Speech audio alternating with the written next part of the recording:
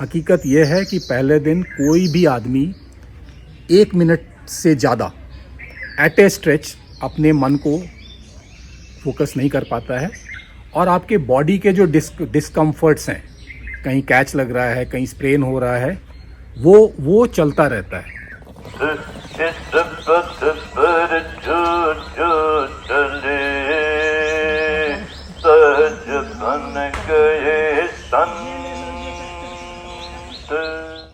So welcome back.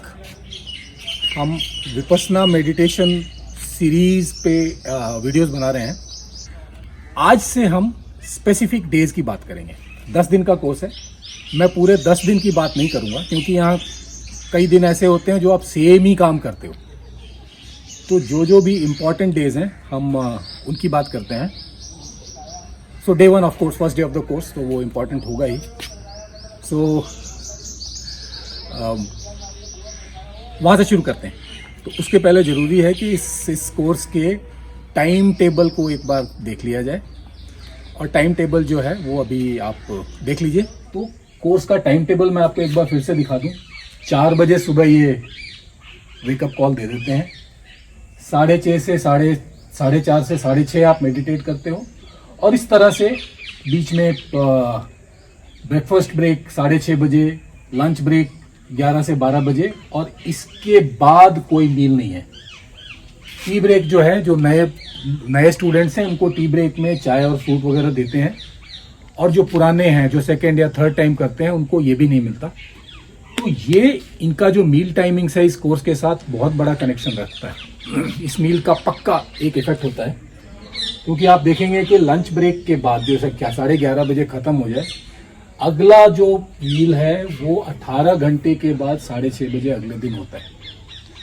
तो चलिए अब मुद्दे पे। So basically 10-12 hours of meditation sitting at one place. अब ये होता कैसे है? ये इसके कुछ ऑर्गेनाइज सेशंस होते हैं और इसके कुछ अनऑर्गेनाइज सेशंस होते हैं, वॉलंटरी, जिसमें कि आपको कोई सुपरवाइज नहीं कर रहा है और आप बैठ के मेडिटेशन कर रहे हैं। होता सब उसी हॉल में। और उसके बाद जो ऑर्गेनाइज सेशंस हैं, हालांकि टीचर्स यहाँ प्रेजेंट होते हैं, बट ये सारे ऑर्गेनाइज सेशंस जो हैं वो एस.एन. गोयनका के रिकॉर्डेड ऑडियोज़ पे ऑर्गेनाइज होते हैं। हालांकि उनके देहांत को 10 वर्ष से ज़्यादा हो गया है, बट ये कोर्स उनके ऑडियोज़ पे ही रन होता है।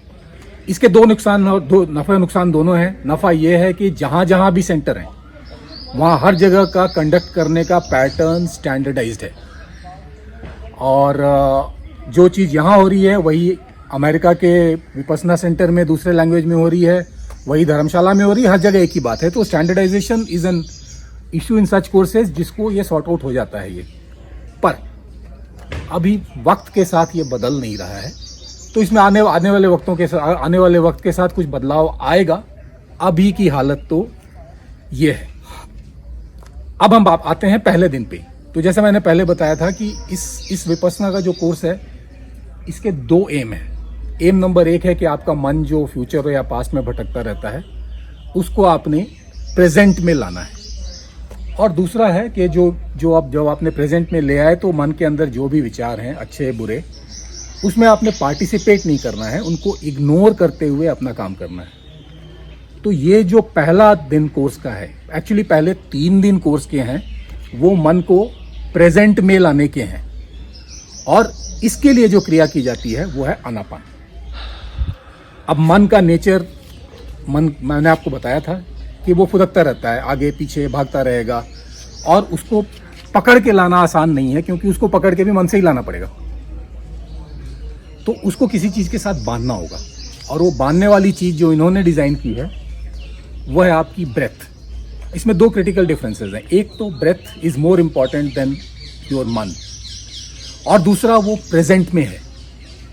तो इस तरह से एक ये क्रिया कराते हैं कि टेक्निक बताते हैं जिससे कि आप मन को फ्यूचर या पास्ट में भटकने से रोक के प्रेजेंट में ला सकते हैं। अब वो क्रिया कैसे है कि आप अपने सांस पे ध्यान दीजिए। अभी ध्यान देने का काम भी मन से ही होगा। तो जब आप सांस पे ध्यान देंगे, सांस प्रेजेंट में, तो जब आप सांस पे ध्यान देंगे तो इसका मतलब मन आपके प्रेजेंट में आ गया, और जब तक आप सांस पे ध्यान देंगे तब तक आपका मन भटकेगा नहीं। और प्रैक्टिस करते करते करते करते एक ऐसा वक्त आएगा, अभी तक तो नहीं आया है डेफिनेटली, बट एक ऐसा वक्त आएगा जब आपका मन ज़्यादा से ज़्यादा टाइम प्रेजेंट में रहेगा, क्योंकि प्रेजेंट में ही आपको उसकी ज़रूरत है। आपके सारे फैसले, आपके सारे डिसीजंस प्रेजेंट में हो रहे हैं, तो फ्यूचर या पास्ट में भटकता हुआ मन ये कैसे करेगा? तो ये तो है आइडिया। अब कंडक्ट कैसे होता है? सुबह 4 बजे ये घंटी बजाते हैं, घुप अंधेरा होता है, 4:30 तक आप मेडिटेशन हॉल में पहुंच जाते हो। मेडिटेशन हॉल अगर मैं दिखा पाया तो आपको दिखाऊंगा, अदरवाइज ये तकरीबन 150 फुट लंबा और 101 फुट चौड़ा मेडिटेशन हॉल है, जिसमें ज़मीन पे आसन लगे हुए हैं और सभी टीचर के डायस की तरफ बैठ के मेडिटेशन करते हैं। तो अब दिन कैसे बीतता है इसकी बात करते हैं, क्योंकि ये इंटरेस्टिंग है।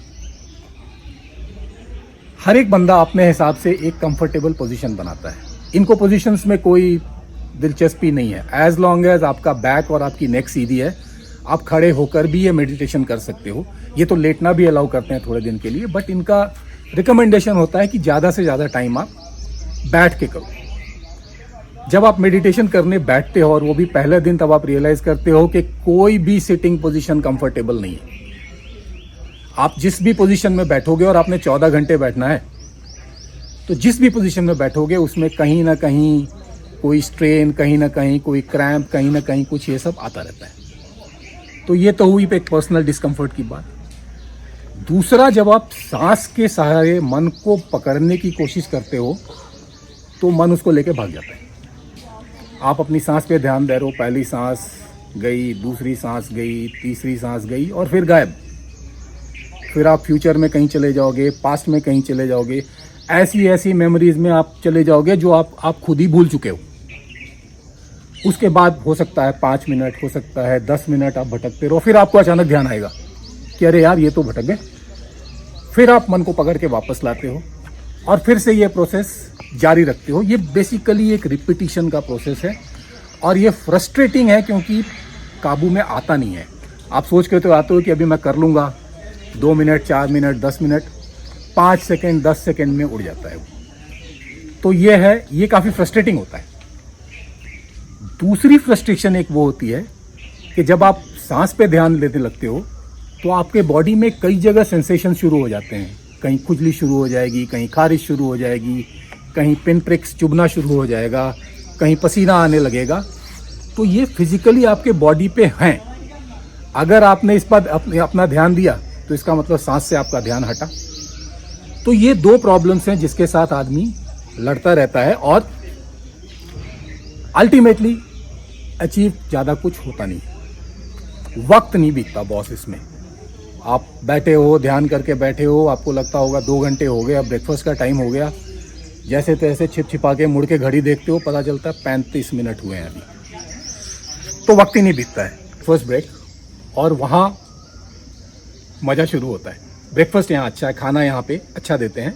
ये किसी से भी आप पूछिए, सीधा साधा सच्चा खाना है, easily digestible, plain cooked food and sufficient. But 6:30 बजे कोई ब्रेकफास्ट का वक्त है? आमतौर पे आदमी 6:30 बजे सो के उठता है, बट एनीवेज जो यहाँ का टाइम है वो टाइम है। ब्रेकफास्ट, आधा घंटा, आधे घंटे का आपके कमरे में रेस्ट, उसके बाद मज़ा आता है देखने में। हर एक बंदा अपने पैर को ड्रैग करके मेडिटेशन हॉल की तरफ जा रहा होता है, क्योंकि अभी तकरीबन 10 घंटे से ज़्यादा का मेडिटेशन बचा हुआ है। तो कहने का मतलब है यही प्रोसेस रिपीट होता रहता है। आपकी फ्रस्ट्रेशन बढ़ती रहती है, रिजल्ट कुछ अचीव होता नहीं है, आपके बॉडी में स्ट्रेसेस आते रहते हैं, और इस तरह से करके फिर अगला सेशन 3-4 घंटे का छोटा ब्रेक, उसके बाद अगला सेशन 3-4 घंटे का छोटा ब्रेक, फिर उसके बाद अगला सेशन 3-4 घंटे का। ये है प्रोसेस पहले दिन का। और अंत में फिर जाके तकरीबन 9:30 बजे 1 घंटे के प्रवचन सेशन के बाद पहला दिन ख़त्म होता है। अंधेरे में आप मेडिटेशन हॉल में गए थे सुबह 4:30 बजे, और अंधेरे में आप मेडिटेशन हॉल से निकलते हो रात के 9:30 बजे। मेरे साथ तो पर्सनली ऐसा हुआ था कि मैंने सोचा कि चलो यार अभी रात के 9:30 बज गए हैं, जल्दी से डिनर करते हैं और जाके सो जाते हैं। And then suddenly I realised कि डिनर विनर यहाँ है ही नहीं।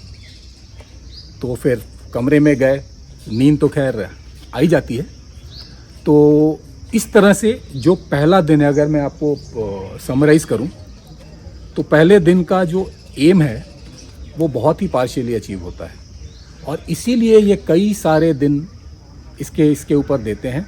पहले दिन अगर कोई ये सोच के जा रहा है कि मैं आज का मेडिटेशन सीरियसली कर लूँगा और आज ही मैं अपने मन को कंट्रोल कर लूँगा, तो वो तो खैर ज़िंदगी भर नहीं होना है, बट आज के दिन में कुछ भी नहीं होगा।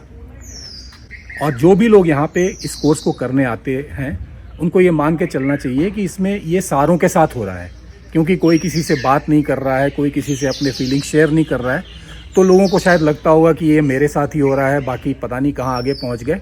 बट हकीकत ये है कि पहले दिन कोई भी आदमी 1 मिनट से ज़्यादा एट ए स्ट्रेच अपने मन को फोकस नहीं कर पाता है, और आपके बॉडी के जो डिस्कम्फर्ट्स हैं, कहीं कैच लग रहा है, कहीं स्प्रेन हो रहा है, वो चलता रहता है। तो ये पहले दिन की कहानी है, और अभी और 2 दिन बाकी हैं।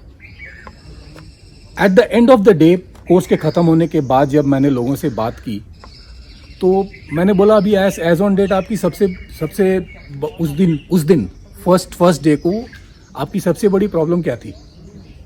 जैसे प्रॉब्लम तो 2 थी। एक तो जो करना चाह रहे हैं वो हो नहीं रहा, और दूसरे at the end of the day ये लगता है कि यार ये एक दिन अभी इतनी मुश्किल से गुजरा है, अभी तो 9 दिन बचे हुए हैं।